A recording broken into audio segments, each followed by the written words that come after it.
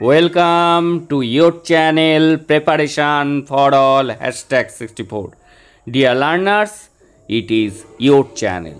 যারা D.El.Ed part 2 2023-25 সেশনে পড়ছো তাদের জন্য CC4 থেকে একটি গুরুত্বপূর্ণ কোশ্চেন এবং আনসার, এটি চ্যাপ্টার 4-এ রয়েছে। আজকে ডে 9 ক্লাস। যারা 23-25 সেশনে পড়ছো তোমাদেরকে বলবো যে ক্লাসগুলি দেওয়া হয়েছে অলরেডি, প্লেলিস্ট বানানো আছে, সেখান থেকে প্রিভিয়াস ক্লাসগুলিকে দেখতে থাকো, কারণ এক্সাম কিন্তু জুলাই মাস নাগাদ তোমাদের এক্সামটি হওয়ার কিন্তু একটা সম্ভাবনা রয়েছে। জুলাইয়ের শেষের দিকে হওয়ার সম্ভাবনাটাই বেশি আছে। তাই যে কটা দিন সময় পাচ্ছ এখন এই কটা দিন কাজে লাগাও।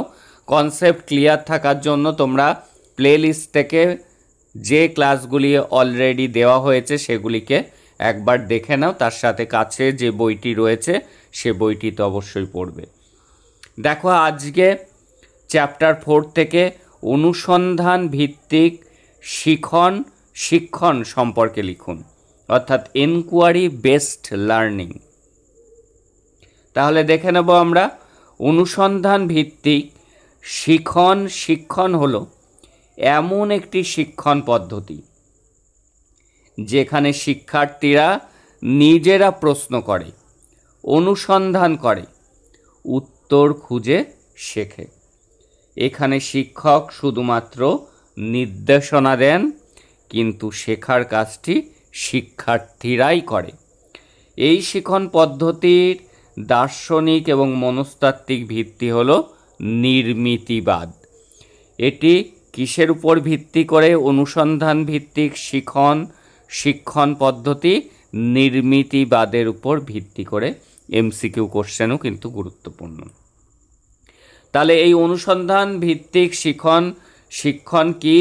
এখানে শিক্ষার্থীরা নিজেরাই প্রশ্ন করে, অনুসন্ধান করে এবং উত্তরটি নিজেরাই খুঁজে বের করে। এইভাবেই কিন্তু তারা শিক্ষা লাভ করে। এখানে শিক্ষকের কাজ হলো নির্দেশনা দান করা এবং শেখার কাজটি কিন্তু শিক্ষার্থীরা নিজেরাই করে। এই শিক্ষণ পদ্ধতি নির্মিতিবাদের উপর কিন্তু ভিত্তি করেই গড়ে উঠেছে। এবার এই পদ্ধতির বৈশিষ্ট্য দেখব আমরা। এই পদ্ধতি হলো শিক্ষার্থী কেন্দ্রিক পদ্ধতি। শিক্ষার্থীরাই মূল ভূমিকা পালন করে। প্রশ্নের মাধ্যমে শেখা। শিক্ষার্থীরা নিজেরা প্রশ্ন তৈরি করে এবং তার উত্তর খুঁজে পেতে চেষ্টা করে। এরকম পয়েন্টস করে করে লিখবে, তাহলে মার্কসটি কিন্তু বেশি উঠবে। সমস্যা সমাধান। শিক্ষার্থীরা বাস্তব সমস্যা নিয়ে কাজ করে এবং সমাধান খোঁজে। গভীরভাবে শেখা। মুখস্থ করার বদলে বিষয়টি ভালোভাবে বোঝার সুযোগ পায়। তাহলে পয়েন্টসগুলি মনে রাখতে হবে। সমস্যা সমাধান, শিক্ষার্থীরা বাস্তব সমস্যা নিয়ে কাজ করে এবং তার সমাধান খোঁজে, এবং এই শিক্ষাটা কি হয়? গভীর থাকে। এই শিক্ষার গভীরভাবে শেখা। মুখস্থ করার বদলে বিষয়টি ভালোভাবে বোঝার সুযোগ পায় তারা। গবেষণা ভিত্তিক। তথ্য সংগ্রহ, বিশ্লেষণ এবং উপসংহার টানার মাধ্যমে শেখা হয়। তাই জন্য এটি একটি গবেষণার উপর ভিত্তি করে তৈরি হয়। এখানে শিক্ষার্থীরা নিজেরাই তথ্য সংগ্রহ করে, নিজেরাই তথ্য বিশ্লেষণ করে এবং নিজেরাই কিন্তু সিদ্ধান্তে উপনীত হয়। উদাহরণ দেখো। একজন শিক্ষক যদি জল দূষণ সম্পর্কে পাঠ করান, তবে তিনি সরাসরি তথ্য না দিয়ে শিক্ষার্থীদের জিজ্ঞাসা করতে পারেন। শিক্ষকের কাজ নির্দেশনা দান করা। তিনি যদি উত্তর বলে দেন তাহলে তো শিক্ষার্থীদের সেই উত্তর খোঁজার কোনো আগ্রহই থাকবে না। তাই শিক্ষক যদি জল দূষণ সম্পর্কে পড়ান, তবে তিনি সরাসরি তথ্য না দিয়ে শিক্ষার্থীদের জিজ্ঞাসা করতে পারেন। তোমরাও যখন টিচার হবে এই মতো করে ক্লাস নেওয়ার চেষ্টা করবে। তুমি প্রশ্ন জিজ্ঞাসা করতে পারো, জল দূষণ কীভাবে ঘটে, এর প্রভাব কি, জল দূষণের ফলে কি হয়, কিভাবে দূষণ কমানো যায়, জল দূষণের পরিমাণ কিভাবে কমানো যেতে পারে। এরপর শিক্ষার্থীরা দলবদ্ধভাবে বা দল বেঁধে বই, ইন্টারনেট ও পরিবেশ থেকে তথ্য খুঁজে এনে উত্তর খুঁজে বের করে। তাহলে কি এইগুলো কিন্তু দলবদ্ধভাবে হয়, তারা গ্রুপে আলোচনা করবে, বই খুঁজবে, দরকার হলে ইন্টারনেটের সাহায্য নেবে এবং পরিবেশ থেকে বাস্তবধর্মী তথ্য ডেটা সংগ্রহ করবে তারা। এর সুবিধাটা কি?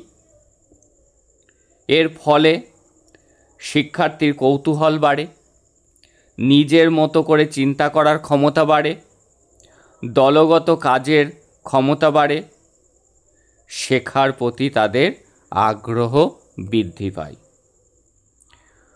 উপসংহারে আমরা বলতে পারি,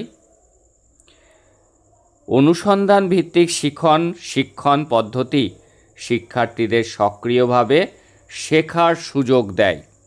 এটি শেখাকে আনন্দদায়ক, অর্থবহ এবং দীর্ঘস্থায়ী করে তোলে। শুধু তাই নয়, এটি শিক্ষার্থীদের চিন্তা শক্তির সঠিক বিকাশ ঘটায়। তাহলে কি হচ্ছে? অনুসন্ধান ভিত্তিক শিক্ষণ পদ্ধতি শিক্ষার্থীদের সক্রিয়ভাবে শেখার সুযোগ দেয়। এটি শেখাকে আনন্দদায়ক, অর্থবহ এবং দীর্ঘস্থায়ী করে তোলে। শুধু তাই নয়, এটি শিক্ষার্থীদের চিন্তা শক্তিরও বিকাশ ঘটিয়ে থাকে। এই ছিল আজকের গুরুত্বপূর্ণ একটি কোশ্চেন এবং আনসার। আবারও বলবো, তোমরা প্লেলিস্ট থেকে ধারাবাহিকভাবে দেওয়া ক্লাসগুলিকে ফলো করো এবং তার সাথে তোমাদের হাতে যে বইটি আছে সেই বইটি তোমরা পড়ো। কারণ সামনেই কিন্তু এক্সাম কিন্তু জুলাই মাসের লাস্ট উইক নাগাদ তোমাদের হওয়ার একটা কিন্তু প্রবল সম্ভাবনা আছে। হাতে যে কটা দিন টাইম আছে পার্সেন্টেজ বাড়ানোর জন্য কিন্তু তোমাদের প্রত্যেকের ডিএলএডের প্রতি এখন মনোযোগ দেওয়া উচিত এই একটি মাস। তারপরে তোমরা আপার প্রাইমারির জন্য প্রিপারেশান নেওয়া শুরু করবে। That's all today. দেখা হচ্ছে পরের ক্লাস।